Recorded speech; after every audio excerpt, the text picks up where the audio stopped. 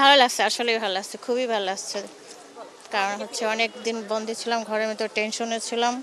এখন মনে হচ্ছে স্বাধীন হয়ে গেছি আমরা। এটা বলার মতো ভাষা আসলে বেরোচ্ছে না আমাদের। আমরা যে কত আনন্দ, মানে ভিতর থেকে মনে হচ্ছে একদম খালি হয়ে গেছে আমরা একদম। মানে এতদিন সব চাপা হয়েছিল, এখন মনে হচ্ছে আমরা ওপেন হয়ে গেছি। হ্যাঁ, কয়েকদিন পরে আজকে মার্কেট খুলেছে, কেনাকাটা করতে আসছি, ভালোই লাগছে। এখনো আরো দেখবো। কাস্টমার আসতেছে, কারণ এই আগে একটা ভয় ছিল যে রাস্তা নামলে গুলি পড়বে বা পুলিশ আক্রমণ করবে, এরকম একটা ভয় ছিল। কাস্টমারের ওই ভয়ভীতিটা কমে গেছে, ঠিক আছে। এখন কাস্টমার নিশ্চিন্তায়, মানে খুশি মনে, যে কটা কাস্টমারই আছে প্রত্যেকের মুখে হাসি, যে মার্কেটে আসতে পারে নিরাপত্তা পাবে, কোনো সমস্যা হয় না। টুকটাক কেনাকাটা অল্প অল্প হইতেছে, সামনের দিকে আরও অগ্রসর হবে।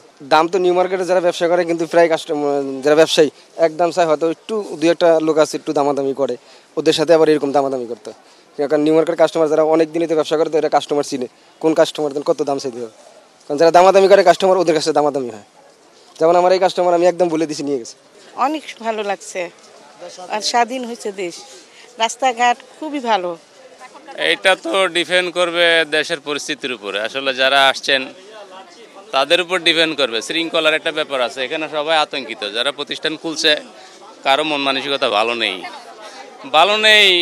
সার্বিক পরিস্থিতি, এখন তো দেশের কোনো গার্জিয়ান নাই, কে কোন দিক থেকে এসে কি আক্রমণ করে কি নিয়ে যায়, এই আতঙ্কে আছে আর কি। না, আসলে চাঁদাবাজির বিষয়টা এই মুহূর্তে যাওয়াটা ঠিক হবে না। এই কারণে যারা এগুলি করতেছে, আমরা এগুলো বলতে পারি না যে এরা একেবারে পেশাদারি চাঁদাবাজি, দলীয় চাঁদাবাজি, এটা বলার সুযোগ নেই। আসলে এটা দল আসা না আসা পর্যন্ত এই কথা বলা যাচ্ছে না যে কারা করতেছে, এটা বলা যাচ্ছে না, বুঝছেন। এটা হ্যাঁ, ছিল চাঁদাবাজি ছাড়া ঢাকা শহরে কোথাও ছিল না। না, এইটা আপনি আবার একই প্রশ্ন যদি আমরা বলেন, তাহলে কিছু করার নাই। আপনিও দেখবেন কারা ছিল, কারা গেছে, কারা আসছে, এটা তো আপনারাও দেখবেন। সময়টা তো বেশি দূরে নাই, অপেক্ষা করেন দেখার জন্য। আমরা কিছুই জানি, আমরা একটা শান্তি চাই, শান্তির একটা ব্যবসা চাই। যেগুলি বছরের পর বছর যে লুটকানগুলো হয়ে আসছে দোকানদারদের, তারা একটু অন্তত দাঁড়ানোর মতো সুযোগ আবার করে দেখ সরকার, এটাই চাই। যারা আসুক, একটা ভালো সরকার আসুক, ব্যবসায়ী বান্ধব একটা সরকার আসুক, এটা চাই।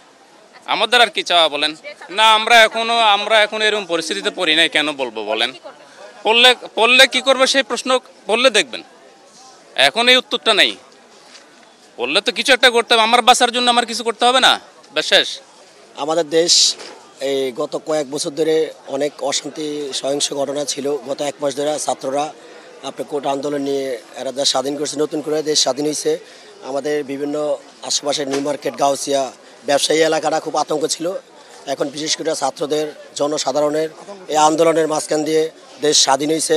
এখন নির্ভয়ে মানুষ স্বাধীনভাবে মার্কেটে আসবে, শপিং মলে আসবে, শপিং করবে। আমরা এই প্রত্যাশা আছি, দেশ এখন সন্ত্রাসমুক্ত আছে, স্বৈরাচার বিরোধী দেশ আছে এখন, ইনশাল্লাহ।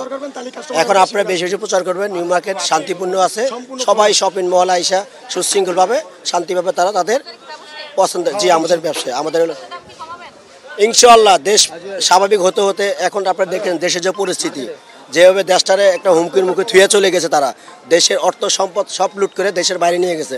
দেশটা তো সামরিক একটু সময় লাগবে, তারপরও বর্তমান যে সরকার আসবে তাদের প্রতি আমাদের উদারত আহ্বান থাকবে, দেশের জনসাধারণের জন্য কাজ করার জন্য, দেশের দ্রব্যমূল্য নিয়ন্ত্রণ রাখার জন্য, জনসাধারণ যেন ভালোভাবে চলতে পারে, ভালোভাবে তাদের জীবনযাপন চালাতে পারে। আমরা সে প্রত্যাশা করি নতুন সরকারের কাছে, সে আশাবাদ ব্যক্ত করে আমরা আশা করি। আর আমাদের সেনাবাহিনী সর্বোচ্চ, যে আমাদের দেশের সম্মানীয় ব্যক্তি সেনাবাহিনী, তারা প্রতিটা জায়গায় টহল দিচ্ছে, আমরা শান্তি পাচ্ছি, ভালো লাগতেছে দেখে। আমাদের স্বৈরাচার বিরোধী হয়েছে, নতুন করে আমাদের একটা ভালো সরকার চাই, তার অধীনে আমাদের দেশ পরিচালনা হবে, এই আমাদের প্রত্যাশা।